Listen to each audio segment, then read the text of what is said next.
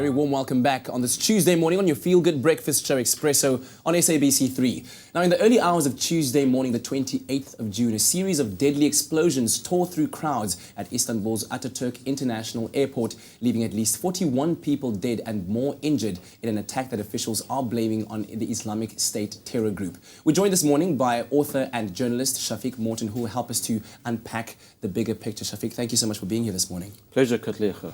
Now, we're seeing, I think, a lot more terror attacks happening more frequently. Just the other day in Saudi Arabia, explosions went off there, and in particular, as we're talking about these attacks at the airport.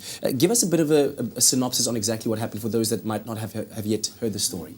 Well, I mean, what happened in Turkey was early in the morning, 3 attackers, believed to come from the Caucasus region originally, tried to enter Atatürk Airport to detonate their suicide bombing vests. They were stopped by security, and although they managed to get into the airport and unfortunately kill over 40 people, that mission was in fact a failure for ISIS, because had they succeeded and had the security not stopped them, I estimate 600 plus people would have died and the airport building would have been damaged. Last night, yesterday, 3 bombings in Saudi Arabia, 1 at Medina, which is one of the holiest places in Islam. 4 security guards died there in the attack, and everybody's grateful that although it was a tragedy that the guards died, at least thousands were not killed in that particular incident. Absolutely. Now, of course, the reason behind these attacks is always kind of spread out in terms of what people understand of what motivates it. Some people say it's faith. Some people just say that it's more of a misguided extremism. Could you explain more to us about that? Well, I mean, those of us who are studying this very closely like to say that ISIS is in fact anti-Muslim. They're also anti-faith, in the sense that if you are a Muslim and you don't agree with them, which is 99.9% of Muslims anyway, they regard you as an infidel. If you also have faith, they also regard you as an infidel. So in essence, ISIS it's anti, and I think we need to remember that. Yeah. Their agenda is also political as much as they might think it's religious as well. Yeah. And in your understanding and having reported on so many of these stories for so many years, how do they go about identifying their target? Well, this is an interesting and quite a difficult question. How they're identifying their targets at the moment is that they are picking on countries that have joined the coalition against them in Iraq and Syria.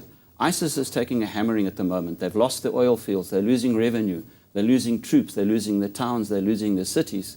So for them, the Western centers are soft targets. And Istanbul is probably the softest target of all, because Turkey is so close to everything that's actually happening. Yeah. And of course, the refugee saga has been an ongoing one as well that's been debated all across Europe. And I understand that these attackers actually entered through the guise of being refugees. So what should people be on the lookout for when it comes to identifying these particular kind of individuals who are able to do this? The thing is, normally these people are identified quite quickly. The Turkish authorities we spoke to are calling the ISIS attackers on Atatürk Airport actually as infiltrators rather than refugees. You have to remember that the 3 million plus refugees in Turkey themselves were fleeing from ISIS. So if ISIS operatives tried to hide in their midst, they would probably finger them very quickly, because they would be very resentful of ISIS being in the midst. These are the people that were persecuting them in the first place. I want you to shed some light on something we spoke about earlier on when the cameras weren't on, the fact that a lot of the recruits that go into these extremist groups actually have a very little understanding, or a very small understanding of Islam as a religion. This is the whole point, and this is why these young people are being exploited so much. I know in my case, I was in Mogadishu a couple of years ago, and talking to ex-Al-Shabaab operatives, what one discovers is that their knowledge of religion is almost zero.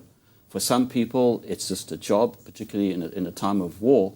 But I think the worst aspect of it is the exploitation of young people who are ignorant. And we have to remember, extremism always thrives where there's ignorance. Yeah. Well, Shafiq, thank you so much for coming in this morning and having a chat to us. We really do appreciate it. And once again, we do send our thoughts to those families who lost their loved ones in these terrible attacks. And we encourage all of us as a community to be more vigilant, to be more educated and enlightened about what is going on in the world around us. Right now, it's time for us to head on over to the kitchen. I think Ewan is particularly excited with regards to what we're cooking right now.